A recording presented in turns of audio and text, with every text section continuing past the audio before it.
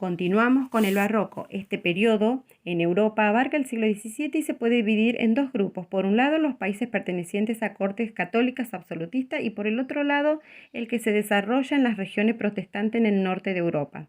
Hoy hablaremos precisamente del barroco italiano, que está enmarcado dentro del catolicismo. Se dieron varios hechos dentro del campo científico como religioso. En el religioso, específicamente la Reforma de 1517, que cuestionaba la supuesta unidad cristiana en Occidente, y como consecuencia se produce el Concilio de Trento, en el cual las imágenes religiosas fueron sometidas a un fin principal. Dice el texto de Carrió Invernizzi, convertirse en un eficaz instrumento de divulgación de los temas de la fe y principalmente aquellos cuestionados por la Reforma. Como lo eran los 7 sacramentos, el arte ahora tenía que ser convincente, contribuir a ganar adeptos a través de un lenguaje humilde, emotivo y accesible a todos. O sea, el concilio estableció cómo debían representarse las imágenes porque éstas cumplen una función política e institucional y esto va a aplicarse claramente en este periodo. Vamos a tener dos grandes grupos de artistas y propuestas. Por un lado el naturalismo y por el otro lado el clasicismo, que va a ser el estilo que va a predominar Roma. Pero nosotros vamos a analizar una obra de un representante del naturalismo que es Caravaggio. Caravaggio se opuso al manierismo con la voluntad de reivindicar la verdad de las cosas y de regresar a la naturaleza.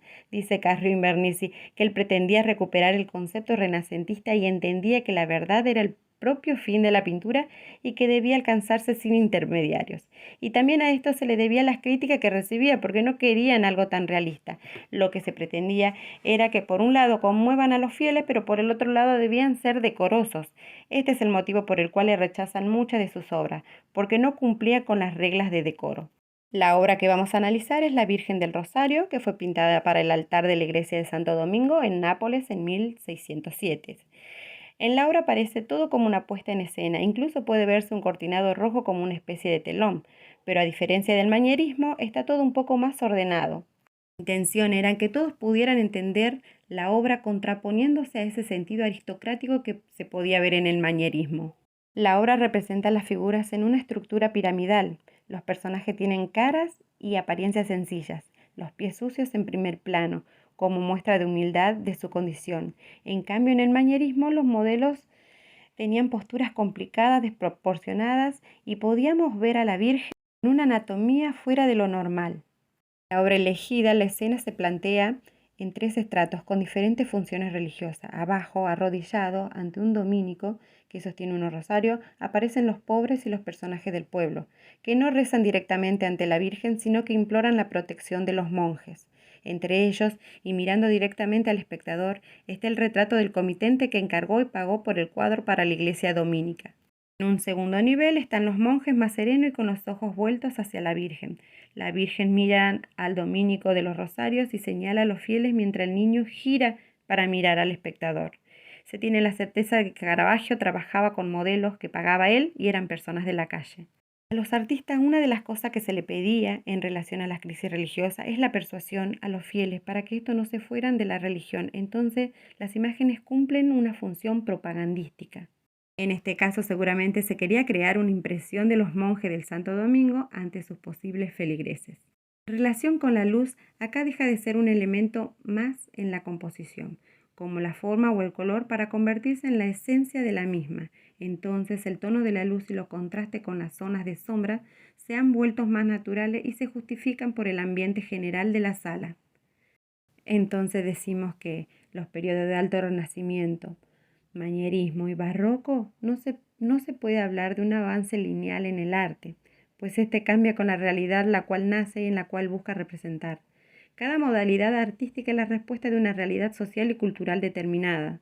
Es así como a continuación vemos la obra del artista y fotógrafo español Manuel Ballester, dentro de la serie titulada Espacios Ocultos, donde él propone vaciar de personajes algunos de los cuadros más famosos de la historia del arte, y así dar relevancia a los lugares en los que se desarrollan las escenas. Realza la construcción de los espacios de las obras del arte clásico a través de una intervención digital en la que Ballester borra a los protagonistas de las telas originales y recrea diferentes escenarios en los que celebra la naturaleza y la arquitectura.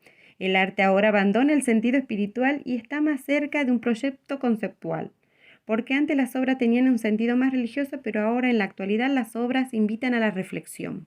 El artista abre la puerta del pasado desde el presente como un hombre contemporáneo y actual, conectando el estilo clásico del arte.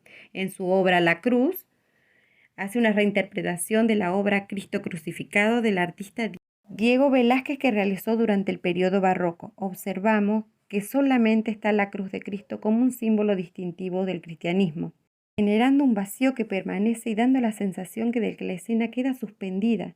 La idea de usar el vacío para generar un cambio en las pinturas del arte clásico ahora se evidencia.